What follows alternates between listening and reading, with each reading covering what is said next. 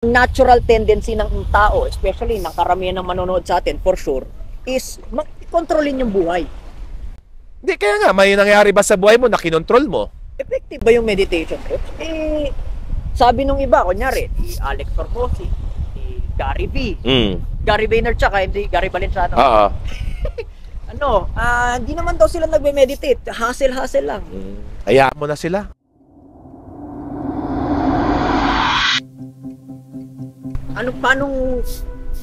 Paano nila magagrasp itong congruency na ito, Coach?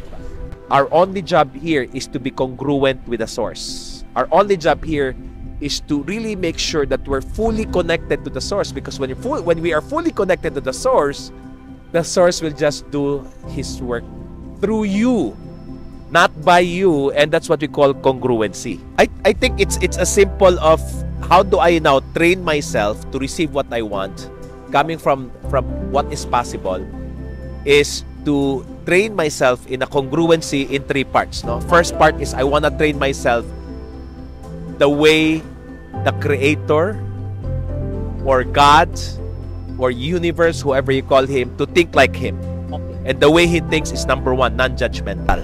No judgment. Which means the reason why we are out of congruent, how do we know we're out of congruent? Pag umiinit yung ulo mo, kapag naiirita ka, kapag nagagalit ka, kasi nga may isang bagay or may tao na nahusgahan mo. So what if, I can relate. no, so what if, Migs, may nangyari, may sinabi sa yung tungkol sa'yo na hindi maganda, what if huminga ka na ng malalim at sabihin lang, okay, interesting. Okay, suspend ko muna yung judgment ko. Okay? Ano pakiramdam? Mas kalmado. Exactly. Reactive. Yun. Kasi pag reactive ba, hindi ka kalmado, kung anong nagagawa mong hindi maganda. Tama eh. And you're out of alignment with your Creator. Always remember, I'll make it simple. Your only job here, if you want to manifest, is to make sure that you feel good no matter what, moment to moment, every day. Because when you feel good, you're feeling God. Simple, because God is Good. all the Time. So if you want to feel Him, you need to feel Good. all the Time. because God is Good. all the. Time. Very simple. But the way we do that is a discipline, is a practice of number 1, non-judgmental. Because when you're non-judgmental, you become known. Number 2, non-resistant. Ano yun? Okay? Wala nang arte. You notice, di ba, lahat ng gusto natin, medyo hindi siya ganun lang kadali. Kasi bago to eh. Correct. Meron kang pagdadaan ng challenge. May pagdadaan na kang struggle perhaps. Pero, pag nag-surrender ka na, okay, yan talagang pagdadaanan ko, larga na ng larga, okay na ng okay. How does that feel like? Actually, mas magaan eh. Exactly. Wala nang arte, and that's what you call resistance. Now, when you are set for resistance, number 3, you now become non-attached. And when you become non-attached, you are now becoming non-controlling. Right. Because here's the thing. Your source, my God, is in full control, and therefore, hindi ako mangingialam, in His way, not my way. How will people get that? Because ang natural tendency ng tao, especially ng karamihan ng manonood sa atin, for sure, is kontrolin yung buhay. Hindi, kaya nga, may nangyari ba sa buhay mo na kinontrol mo? Kung merong nangyari man, Coach, stressful. Correct. Stressful. And we don't want that. Kaya nga, manifestation, because merong force. Ito yung nagkumita naman ng pera, pero parang ayaw ko nang ulitin kasi masyadong mabigat. Yeah, because you made it your way, Correct. not His way. Correct. 'Di ba? So again, your thing here is to be in full control only of what you're in full control, which is how you feel, Right.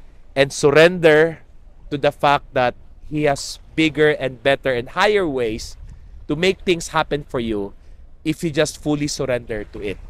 So what's the best way for you, no, in your opinion, for people to get into this congruency state? Ako, napansin mo ba, tool, Mix, no, practice? for the past 4 years, not even an inch of bad trip, Yeah. kahit ka bad trip, kahit level 10 na yung ganap, not even an inch of that. More than that, I don't know, if you're to take a look at on how I live my life right now in terms of fear, at a space of 1 to 10, fear 10 being the highest, what's the fear that you experienced in me for the past 4 years? Walang fear. How about doubt? Wala. No matter how big the project is, no Mas matter, wala pang nakikitang ganap, pero parang feeling mo, wala akong kaduda-duda, mangyayari at mangyayari talaga. Totoo yan. Here's the thing, a lot of things, no, that we can all worry about. Yeah. What's the level of worry I have right now? Okay, isa lang yung pinaka-importanting congruency work ko is what I call meditation. And I practice meditation for the past, magpa 5 years na ngayong October 16, 1 hour or more. Effective ba yung meditation, coach? Sabi nung iba, kunyari, si Alex Formosi, si Gary V, Gary Vaynerchuk, hindi Gary Valenciano. Hindi naman daw sila nagme-meditate. Hustle lang. Hayaan mo na sila. Ayoko na mangontra ng tao. I'll respect them. That's their, it worked for me. And if it doesn't work for them, doesn't matter. I guess, coach, I'm not attached to what they are saying. What I'm attached to is what's working for me. Yeah.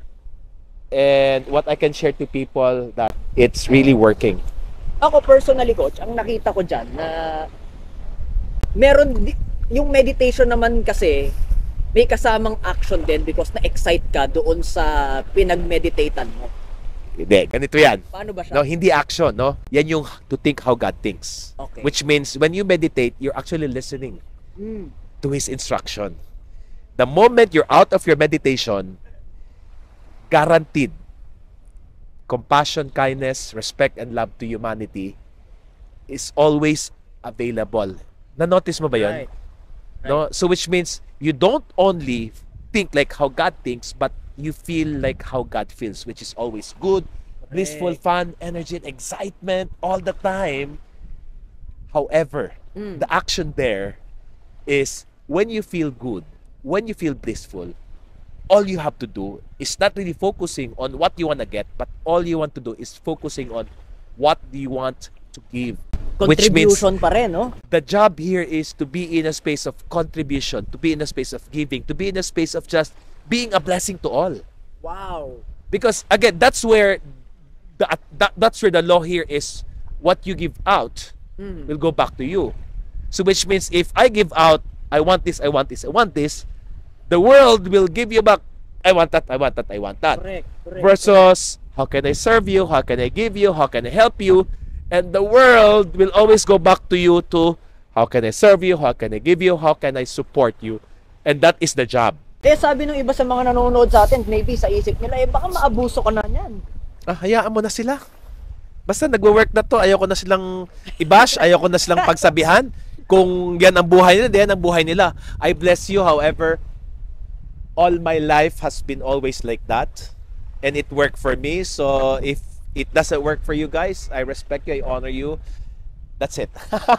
Hindi ko napapatulan yung mga ganyang content, mga intriga. Ang ganda, no? Non-judgmental, non-controlling, non-attachment. Wow. So, I guess... And surrender. Surrender. So, itong, I guess, tatlong scene na ito ay pwede mo ma-apply starting today. Number 1, again, ulitin lang natin, how clear is your vision? Number 2, meron ka bang mga bagahe or mga blocks na kailangan mo i-clear? At number 3 is really work on your congruency. Sabi nga, no, yung mindset mo is how God thinks. Yung heart set mo is how God feels. But above all, yung movement mo or yung action mo is how God acts, which is all about giving and contribution.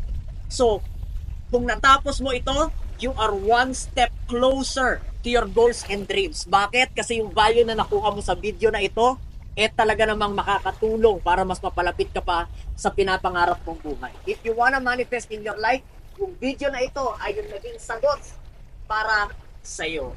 Kaya again, congratulations kung nakaabot ka sa portion ng video na ito. Kasi, inaction ka by 50% lang yan, ha? Oh, Naka-split na ako. Ayan, no? by listening and by watching this video. If you want more contents like this, like, follow, and subscribe.